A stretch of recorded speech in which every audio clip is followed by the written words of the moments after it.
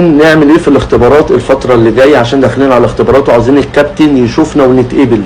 حبيبي هما 3 حاجات بس هتعملهم من هنا الاول اختبار ليه. ايه هما ال3 حاجات دول؟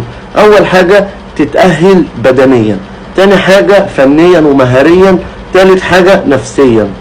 بدنيا علشان هو لو ما شافكش بتجري اثناء الاختبار وبتلعب على الواقف هيتقالك اكس على طول والكابتن مش هيهتم بيك. فنيا ومهاريا عشان وانت بتجري معرفتش تستلم الكوره وتسلمها صح او تصوب صح هيقولك اكس على طول. تالت حاجه نفسيا عشان انت لو دخلت وانت بدنيا وفنيا كويس بس انت نفسيا مش متهيأ وتوترت في الملعب وخايف ومرعوب مش هتعرف تنفذ اي حاجه من الحاجات اللي انت كنت ناوي تعملها، فبالتالي هيبقى شكلك وحش ومش هتتقبل. فهمت؟ يبقى من هنا الاول اختبار هتعمل ايه؟ ال3 حاجات اللي قلت لك عليهم. يا رب نكون فهمنا.